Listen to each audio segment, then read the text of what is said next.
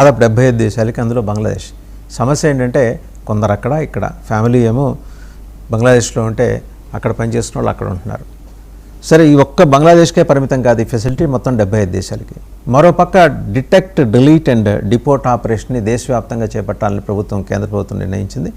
అందులో భాగంగా ఇప్పటికే రాష్ట్రాలను జల్లెడపడుతూ వస్తుంది. మహారాష్ట్ర దాకా వచ్చేసింది ఆల్రెడీ. రేపో మాపో తెలంగాణ, ఆంధ్రప్రదేశ్ కూడా రావచ్చు.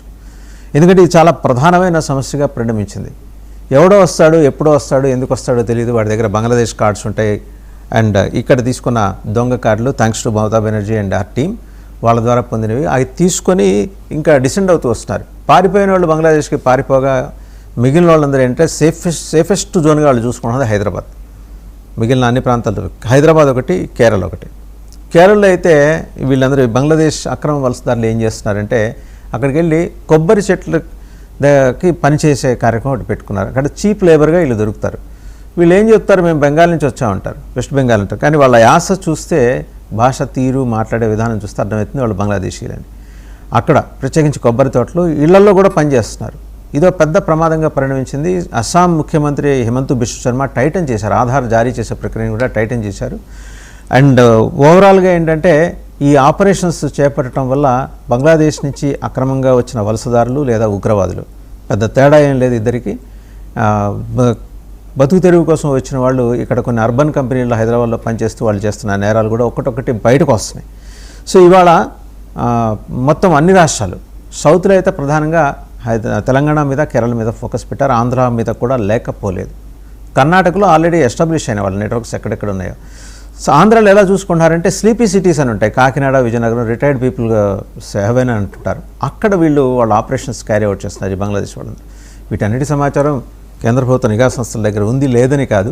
సమయం చూసి, అదును చూసి వాళ్ళందరినీ ఏరిపారేసే కార్యక్రమం అయితే మొదలవుతుంది.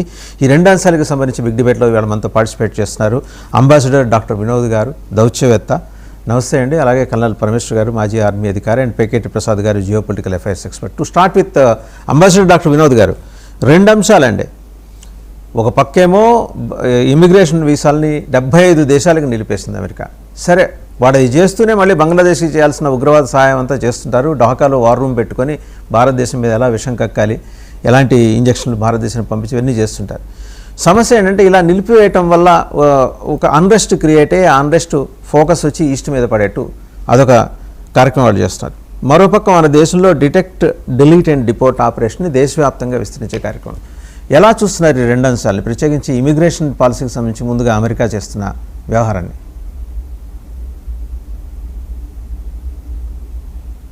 నమస్కారం. మీరు లేవనెత్తిన ఏదైతే విషయం ఉందో, ఇది ఇమిగ్రేషన్ పాలసీస్ ఆఫ్ అమెరికా వాళ్ళది ఎలా బంగ్లాదేశీస్కు ప్లస్ అదర్ 75 కంట్రీలకు ఎలా ఎఫెక్ట్ అవుతుంది అనేది, దానికి తోడు of course illegal immigrants from Bangladesh అనేది ఎప్పటి నుంచో అఫ్ కోర్స్ 71 తర్వాత ఈ రోజు వరకు ఎలా జరుగుతుంది, ఎందుకు జరుగుతుంది, దానివల్ల మన అంటే బార్డర్ స్టేట్లలో ఎటువంటి పరిణామాలు జరిగినాయి అనేది మన అందరికి కొంతవరకు తెలుసు. అయితే కాకపోతే ఏంటంటే కొన్ని పరిస్థితుల వల్ల మన బార్డర్ ఏదైతే ఉన్నదో, ఫస్ట్ మనము ఇప్పుడు ఇక అమెరికా వాళ్ళు తీసుకునే ఇమిగ్రేషన్ పాలసీస్ వల్ల ఇప్పుడు వాళ్ళు ఏంటంటే ఒకటే అంటే 2 టైప్స్ ఆఫ్ వీసాస్లల్లో ఒక టైప్ ఆఫ్ వీసా, ఇది ఇమిగ్రెంట్ టైప్ ఆఫ్ వీసాస్ను వాళ్ళు అంటే 75 కంట్రీలతో బంగ్లాదేశ్ కూడా వాళ్ళు బ్యాన్ చేసి అంటే సస్పెన్షన్ పెట్టారు. దానివల్ల అఫ్ కోర్స్ ఫ్యామిలీస్కు కొంతవరకు ఎఫెక్ట్ అవుతుంది. బట్ టూరిస్ట్ వీసాలకు, తర్వాత అదర్ బిజినెస్ వీసాలకు మాత్రం ఏం ప్రాబ్లం లేదు. సో దాని ఎఫెక్ట్ కొంతవరకు తప్పకుండా బంగ్లాదేశీసే కాకుండా మిగతా వాళ్ళంతా పడుతుంది. ఈవెన్ ఇప్పుడు ట్రంప్ పాలసీస్లో అందరికి తెలిసినాయి కదా మనకు, ఏంటంటే ఇమిగ్రేషన్ అనేది మెయిన్ ఇష్యూ పెట్టుకొని అంటే ఇది వాళ్ళంతా ఏది పారాసైట్స్ మన దేశాన్ని దోచుకొని తింటున్నారు, మన ఉద్యోగాలు కూడా బీక్కుంటున్నారు, మన బ్రెడ్ తినేస్తున్నారు, ప్రతి ఒక్కరిని అంటనే ఉన్నాడు. ఈవెన్ మనం కూడా చూసాం కదా, మన ప్రైమ్ మినిస్టర్ విజిట్ అప్పుడు కూడా ఆయన ఏది ఇల్లీగల్ ఇమిగ్రెంట్స్ అని కొంతమంది మన ఆల్మోస్ట్ ఏంటంటే హ్యాండ్ కప్స్ అయ్యి వేసి మన ఇండియాకు పంపించాయని ఆయన ట్రంప్ హిస్టరీ డిఫరెంట్ ఉంటుంది. ఓకే, దాని ఎఫెక్ట్ బంగ్లాదేశ్ మీద ఇంకా కొద్దిగా అంటే ఎక్కువ ఉంటుంది. ఎందుకు అని అంటే బంగ్లాదేశ్ నుంచి పోయిన వాళ్ళకి చాలా మందికి వాళ్ళు ఏం చేశారంటే పొలిటికల్ అసైన్ బాగా ఇచ్చేసారు.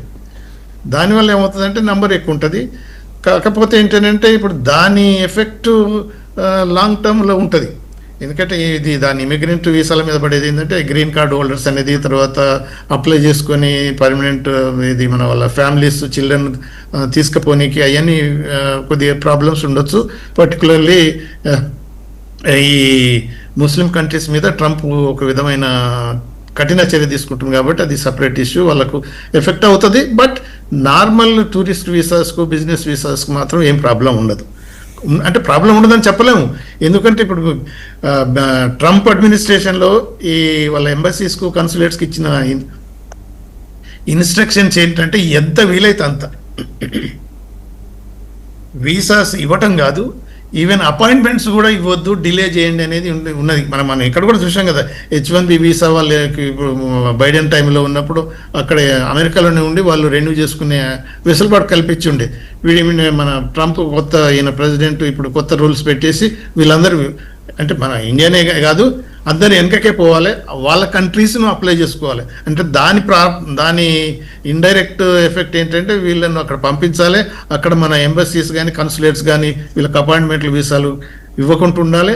6 నెలల తర్వాత వాళ్ళకి ఉద్యోగాలు పోవాలి. అదంతా అదే స్ట్రాటజీ లేక చూస్తున్నారు. అది అంత అంటే ఒక స్పెసిఫిక్ కంట్రీ కాకుండా అన్నిటికీ వర్తిస్తుంటుంది. అయితే మనం ఇప్పుడు వచ్చినట్టయితే బంగ్లాదేశ్ నుంచి వచ్చిన ఇల్లీగల్ ఇమిగ్రెంట్స్ మన ఇండియన్ బార్డర్ ఎందుకైతే పోరస్ బార్డర్ మనకు 4090 or 87 కిలోమీటర్స్ ఏదైతే ఉన్నదో లాంగ్ బార్డర్, దాంట్లో కొంతవరకు ఇప్పుడు త్రిపుర ఏరియాలో మాత్రం అది డిఫికల్ట్ బార్డర్, పోరస్ ఎక్కువ అంటే ఉన్నది. సో దానివల్ల వాళ్ళు ఇప్పుడు బంగ్లాదేశ్ ఇది అంటే అక్కడి కండిషన్స్ మనం చూసాం కదా, more economic than the political issues. దీని ఎకనామిక్ ఇష్యూస్లో ఉన్నప్పుడు ఏంటంటే మిగతాయి కూడా మళ్ళా ఏది ఇల్లీగల్ యాక్టివిటీస్ వీళ్ళంటే ఏదో బ్రతుకు తెరిగి వచ్చేలా అది సపరేట్, కానీ ఇల్లీగల్ యాక్టివిటీస్ కూడా చాలా జరిగినాయి. ఏంటంటే ఫేక్ కరెన్సీ అక్కడి నుంచి రావటం అనేది పాకిస్తాను ఎంకరేజ్ చేయడం వల్ల జరిగింది. దాని తర్వాత డ్రగ్ దాన్ని ఏదైతే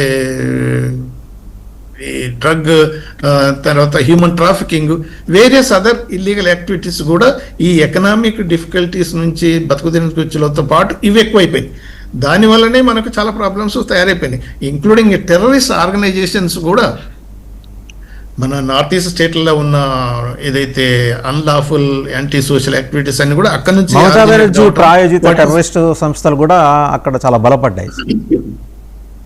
అదే నేచురల్గా ఇప్పుడు మనకి ఏంటంటే ఇప్పుడు బంగ్లాదేశ్ 1971 ఎప్పుడైతే సపరేట్ అయిపోయిందో మనం అనుకున్నాం ఈస్ట్ పాకిస్తాను వెస్ట్ పాకిస్తాన్ ఒక హెడేక్గా ఉన్నది, కనీసం ఇప్పుడు మనకు కొంత తగ్గిపోతుంది అనుకున్నాం. కానీ దాన్ని బంగ్లాదేశ్ను ఇప్పుడు పాకిస్తాను చైనా రెండు ఉపయోగించుకొని యాంటీ ఇండియా యాక్టివిటీ చేయటం అనేది జరిగింది. పర్టికులర్గా ఇప్పుడు రీసెంట్గా జరిగిన అంటే డెవలప్మెంట్స్, షేక్ హసీనాను ఎప్పుడైతే వాళ్ళు అంటే ఇది యాంటీ షేక్ హసీనా గవర్నమెంట్ ఏదైతే మూవ్మెంట్ ఎక్కువైపోయి ఆవిడ దేశాన్ని వదిలిపెట్టి ఇండియాకు రావటం వల్ల, ఇండియాలో ఆవిడకు అసైలం ఇవ్వటం వల్ల యాంటీ ఇండియా సెంటిమెంట్ ఇంకా ఎక్కువైపోయింది బంగ్లాదేశీస్కు, పర్టికులర్గా యూత్ వాళ్ళందరికీ అయిపోవటం వల్ల దాన్ని వీళ్ళు మన ఇస్లామిక్ ఆర్గనైజేషన్స్ అడ్వాంటేజ్ తీసుకొని పాకిస్తాన్ ఎంకరేజ్మెంట్ తోటి చైనా ఎంకరేజ్మెంట్ తోటి ఎక్కువ యాంటీ ఇండియా యాక్టివిటీస్ అయిపోయి యాంటీ హిందూ చూసాం కదా, అంటే యాంటీ మైనారిటీస్ అయిపోయిందంటే బట్ యాంటీ హిందూగానే కనిపించింది అక్కడ. సో ఇటువంటి యాక్టివిటీస్ జరగటం వల్ల కొంతవరకు మనకు చాలా డిస్టర్బెన్స్ జరిగిపోయింది, రిలేషన్స్ కూడా దెబ్బతిన్నాయి. కాకపోతే ఏంటంటే ఇప్పుడు neighbour country we can choose our friends but we cannot choose our neighbours అనేది ఏదైతే ఉన్నదో we have to live with it. దానికి తోడు ఏమైందనంటే ఇది ఇంపార్టెంట్ బంగ్లాదేశ్ అనేది ఇప్పుడు మనం ఇది అమాంగ్ అవర్ నైబర్స్, దాంతోనే మనకు almost we have lot of trade relations, cultural relations, ఇవన్నీ అంటే Bangladesh dependent on Indian whatever trade, and then Indian grants, and then Indian energy, various other things. Even then, Bangladesh 2 రోజుల కింద మన బంగ్లాదేశ్ ప్రైమ్ మినిస్టర్ రెహమాన్ బీజింగ్కి వెళ్ళినప్పుడు China almost $6 billion worth of whatever aid ప్రకటించేసింది. అందులోనే కాకుండా ఇంకా వేరియస్ అదర్, అంటే ఇప్పుడు పోర్ట్ యాక్టివిటీస్ మనం ఏమంటున్నాం, China is trying to have అది మన స్ట్రింగ్ ఆఫ్ పెరల్స్ అనేది ఒక పద్ధతితోటి మన ఎన్సర్క్లింగ్ ఇండియన్ కాదు, బంగ్లాదేశ్ వాళ్ళు అంటే ఇంపార్టెంట్ ప్లేస్గా వాళ్ళ పోర్ట్లను, వాళ్ళ అదర్ యాక్టివిటీస్లను చైనా హెల్ప్ చేసి వాళ్ళ కంట్రోల్లో తీసుకోవడానికి చాలా ప్రయత్నం చేస్తుంది. కాబట్టి ఇప్పుడు మనకి ఏంటంటే ఈ బార్డర్ ఇష్యూ, ఇల్లీగల్ ఇమిగ్రెంట్స్, అది సెన్సిటివ్ ఇష్యూ అయిపోయింది. ఇప్పుడు మనం చేసింది ఏంటి, మనం 3Ds okay detect, delete, or detain, or deport, ఇదే పద్ధతిలో మనం ఏంటంటే కొంతవరకు ఇప్పుడు కొన్ని అంటే ఇంటర్నేషనల్ రిలేషన్స్లలో వీ హ్యావ్ టు అంటే మెయింటైన్ సర్టెన్ అంటే ఫాలో సర్టెన్ ప్రాక్టీసెస్. మనం ఏం చేస్తామంటే Bangladesh border security forces they are అంటే ఏమంటున్నారు, అక్యూజింగ్ అవర్ BSF పీపుల్ ఏంటంటే మీరు బంగ్లాదేశ్ నేషనల్స్ అని బలవంతంగా బార్డర్ నుంచి మా టెరిటరీకి తోస్తున్నారు. కానీ మొన్న మన external affairs ministry spokes person కూడా ఇచ్చిన క్లియర్ అంటే స్టేట్మెంట్ ఏంటంటే, ఇప్పుడు 1-2 ఇన్సిడెంట్లు ఏంటంటే వాళ్ళు అక్కడి నుంచి ఏదైతే ప్రయత్నం చేస్తారు కదా బార్డర్ క్రాస్ చేసుకోనికి, అటువంటి అప్పుడు our border security forces they have to repel them. తప్పకుండా వాళ్ళను బంగ్లాదేశ్ బార్డర్ క్రాస్ ఇండియాలకు రానివ్వకుండా ప్రయత్నం చేయాలి. అప్పుడు అవసరం వచ్చినప్పుడు కొన్నిసార్లు ఫోర్స్ఫుల్గా కూడా ప్రివెంట్ చేయాల్సి వస్తుంది.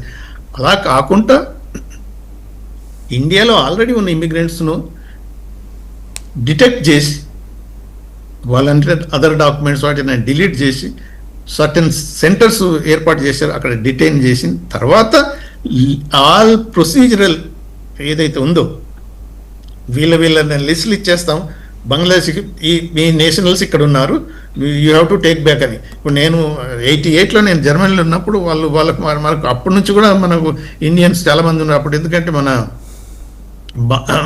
ఇది పంజాబ్ టెర్రర్ ఆర్గనైజేషన్స్ ఏవైతే ఉంటాయో వాళ్ళ గ్రూపులంతా అక్కడ జర్మనీలో ఉండేవారు. వాళ్ళంతా పొలిటికల్ అసెంబ్లీ తీసుకొని ఏదో మమ్మల్ని అంతా పర్సిక్యూట్ చేస్తున్న ఇండియన్ అక్కడ పెట్టినప్పుడు వాళ్ళు కొన్ని లిస్టులు ఇచ్చారు మాకు, వీళ్ళు మీరు ఇండియన్స్ కాబట్టి తీసుకెళ్ళండి అని. సో అటువంటిప్పుడు మనకిందంటే ప్రొసీజర్ ఓకే, కానీ మేము ఐడెంటిఫై విజువల్ చూస్తున్నాం. అంబాసిడర్ డాక్టర్ వినోద్ గారి ప్రస్తుతం అది నార్త్ 24 పరగనాస్ బంగావ్ సరిహద్దు దగ్గర వాళ్ళు కంచె దాటుతున్నారు, అవతల నుంచి బంగ్లాదేశ్ నుంచి అక్రమ వలసదారులు లేదా ఉగ్రవాదులు, వాళ్ళకి పెద్ద తేడా ఏం లేదు, రెండు ఒకటే. ఈ కంచెను ప్రస్తుతం ఏంటంటే అటు మనం కడుతున్నాం ఈరోజు స్మార్ట్ ఫెన్సింగ్ ఓకే, బంగ్లాదేశ్ సహకరించట్లా. This has become a very big menace now.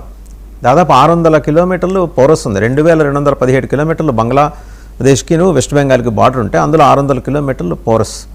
సరే BSFని ఆవిడ రానిలేదు, 15 ఏళ్ళు సమర్థవంతంగా బంగ్లాదేశ్ ఉగ్రవాదులకు సహకరించి వాళ్ళని రానియక ఇక్కడ దాకా తెచ్చిపెట్టింది. దానికోసం